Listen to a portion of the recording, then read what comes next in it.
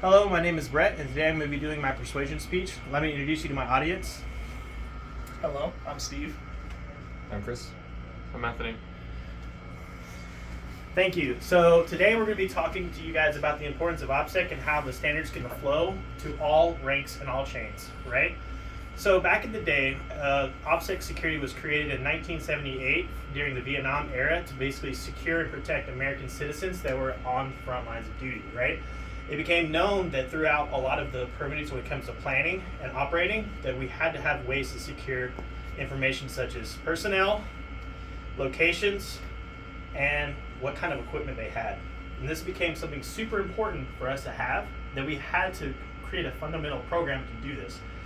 And because it's such a fundamental important program, it has been implemented in a lot of the Department of Defense's entire agencies, right? You have yearly training every year called OPSEC security training that is also taken down by the derivative classification parameters, right? How this works, what applies, and who should be responsible for what. When you have all these things together, it becomes very important that they work and they stay in conjunction and that people understand their role and their responsibility with safeguarding and protecting American lives.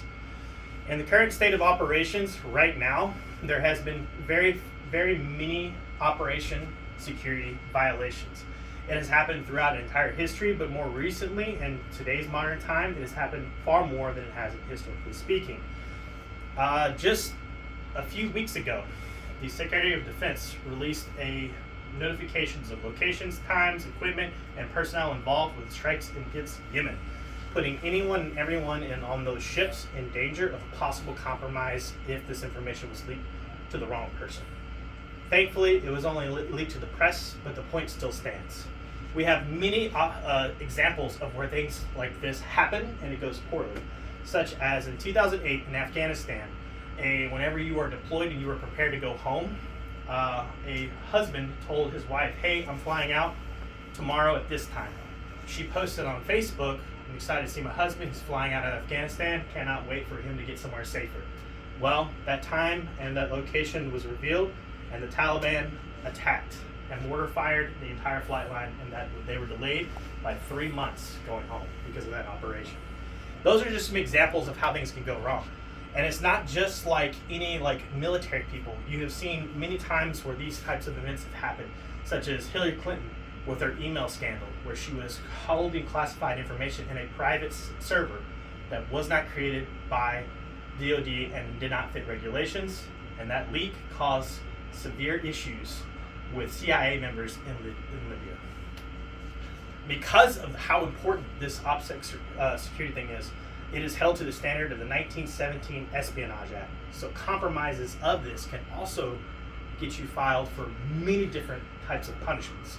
There is admin leave, firing, prison time, and even in some severe cases, execution. All of these things correlate to a very fundamental how serious this is for running and keeping things going. When you come down to it, I'm here to talk to you about how no matter who you are or how this applies to you, you should be held accountable and responsible for anything that goes on to these things. In today's research, when it comes down to this is posted by the Military Guidance Directive, as well as it was located on BBC News. In the last 50 years, 10% of officers ranking 05 and up were held accountable for OPSEC violations. The number is in the 90% for anyone below that, to include dismissal, prison time of up to 10 to 15 years. That is extreme numbers. In any kind of organization or any kind of structure, all things have to be done through trust and responsibility. If you follow in this and you trust and you are responsible, then that's how organizations work, and that's how we should do it.